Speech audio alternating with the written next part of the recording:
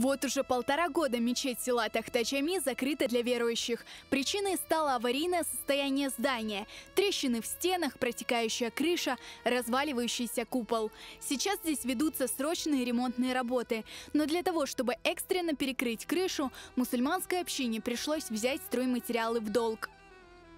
Bunu kapatmak gerekmiş. Çünkü bunun problemi bunu üstünden yağmurlar yağmaya başladı, akmaya başladı. Çünkü bunu üstü kapalmagandı. Bultur mastikanen abrabotka etilip uleda kalgandı.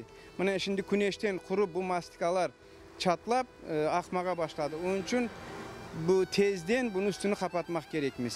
Bunu kapatmak için bu stroy materyallerini borçka aldık şimdi. Borçka aldık. Ya sağ olsunlar, borçka vergenler de sağ olsunlar.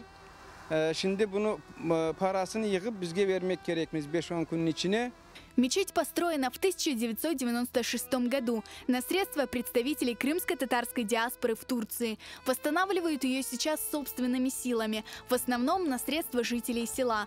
Но в кризис карантинного режима многие остались без заработка, и поступления практически прекратились. Çok yerlerde müracaat ettik, para meselesi yok deyip cevap verirler. Ama yana da şükür Allah'a halkımızla beraber para tapıp yapmak gerekmiş bunun cemaatin. Мечеть в Тахтачами единственная в большом селе. На пятничную молитву здесь собиралось более 200 верующих. А так как она находится на трассе Симферополь-Ялта, сюда часто заезжали и путники. Местные жители обращаются за помощью к единоверцам, чтобы общими усилиями восстановить этот дом Аллаха. Для полной реставрации мечети необходимо более 4 миллионов рублей. Caminin güzelliği cemaatin elindedir. Cemaat ne kadar çok destek bildirse, ne kadar bizge yardımcı çok olsa inşallah biz bunu yakın vakitte bitirmeye niyetimiz vardır. Peygamberimiz Muhammed Aleyhisselam bir hadisinde buyurgan ki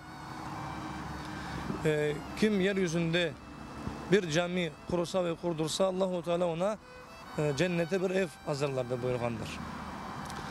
Elbette ki bu hadise esaslanarak vatandaşlarımız ne kadar çok hoş olsa o kadar daha güzel olur. Hem bu dünya için sevap kazanırlar. Ahiretimiz için de inşallah mükafatını alırlar ahirette.